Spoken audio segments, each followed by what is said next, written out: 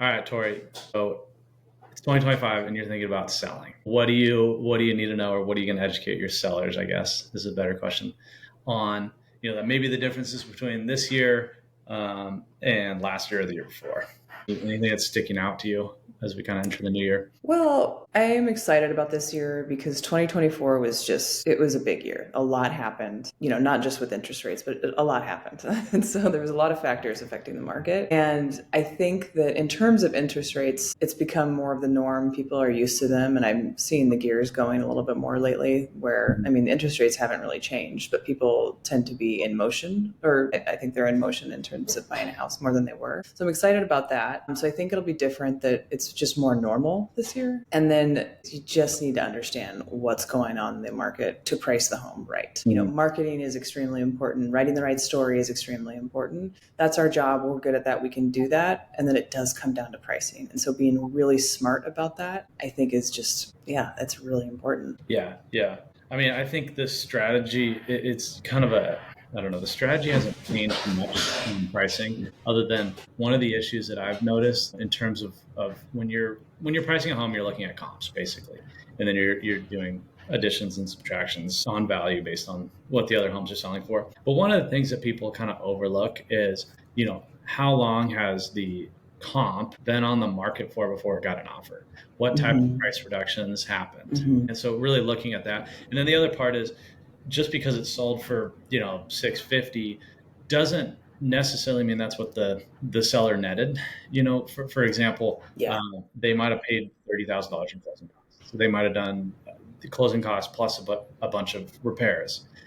And so even if you find a house that's the perfect comp, like diving into what that story was for that home is part of the process. I mean, we always talk about comping houses, part science, but it's probably mostly science, but at the same time, like it requires a lot of investigating to figure out, what truly happened, Right. and why, and then making a bunch of assumptions.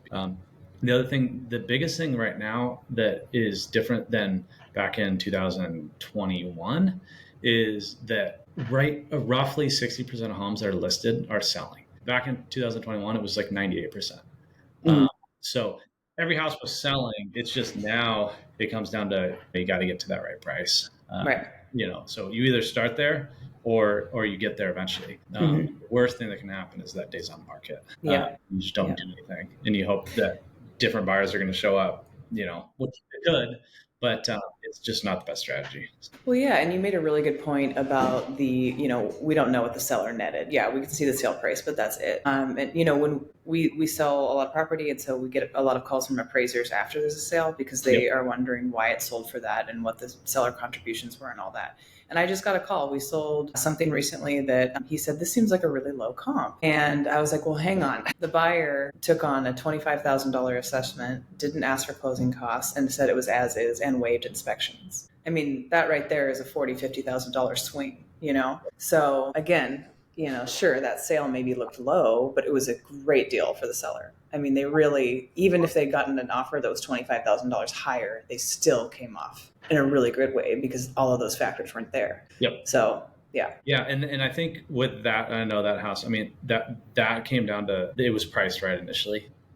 Yeah. Whereas if it wasn't, it would have sat, and then eventually, assuming that they need to sell, they'll start lowering that price. But it those days on market just kill you. I mean, we keep talking about that, like over and over again, that, and we were talking about this yesterday, but there's a bunch of things we do when we're listing a house. There's a bunch of different marketing and advertising pieces that we're using, we're playing with. But there are also our agents that just get photos and put it on the market. And so if that's the case, if you just did photos and maybe they're not even that great, like there's probably a lot of things you could add to get your home in as many eyes, in front of as many people as possible. But if you've gotten it in front of all the people and you're still not getting offers, at least now you know that it's pricing.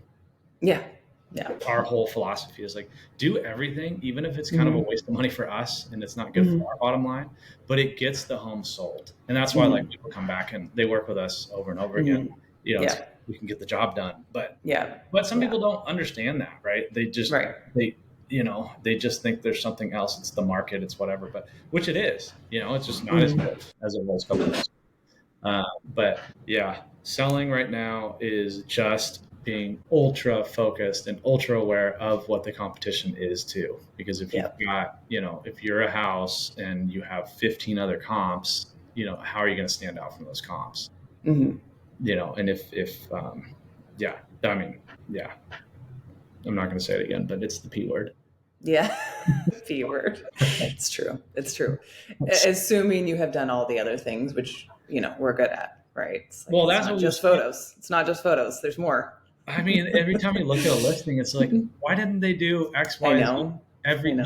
I just rarely see, even on multi-million dollar homes, you're like, Mm-hmm. why is there I no floor know. plan? I know. You I know what I mean? know. Like, Yeah. it's just put the floor plan in there. Yeah. It's pretty basic. People want to know the dimensions of a room or Yeah. where it is in the house. Also, where it in the house, the flow of photos, the order of photos that you put them in is extremely important. Plus, the Matterport virtual tour. There's Yeah. so No, many things. personally, like if I were selling right now, I wouldn't really be like worried about it though. We're talking to someone right now that bought their house back in, I think it was September or so really Mm-hmm. recently, and thinking about turning around and selling it, and they're probably going to make money on it. Mm-hmm. That's it. Technically, like if you buy a house within a year, you're not, theoretically you shouldn't be making money. If you got a good Yeah. deal on it, Yes. then yeah, then you might Mm-hmm. be able to. But Mm-hmm. just a normal market value house, like that's not how it works. But there is a bit of appreciation, and there was Mm-hmm. a lot of people got good opportunities. I'm not worried about this year at all, even though Yeah. interest rates. Yeah. Well, I like what you said about don't worry about it. It reminded me, I just got a really flattering call recently. It was an agent in California, and she called me. She said, "Hey, my son's selling, where your market is." And I was just looking through different listings and I saw yours. Just so you know, my son's a really nervous guy and he's worried that he has to do all these things. He's not living in the state anymore. And I told him, just find a realtor who can handle it. And this one can. And it was really flattering. And it's true. It's like, because they didn't have a contractor for this and a cleaner for this and all these different vendors, and it's like, Yeah. if you have the right realtor, they have all that and they're going to handle it for you and they're going to do it right. Stop worrying. Yeah, she made a really good point. She said it in a really succinct way, and it's true. Yeah, no, I mean, and that's the thing.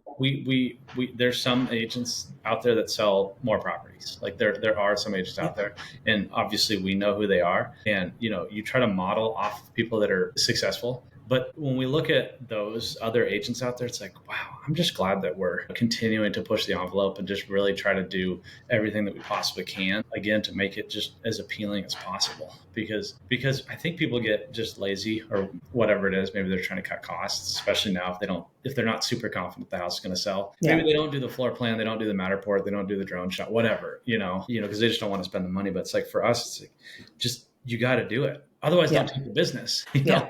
Like, Mhm. like if we don't think Yeah. we're going to sell it, we're going to tell you. Yeah, Yeah. No, I think that's anything else. Yeah.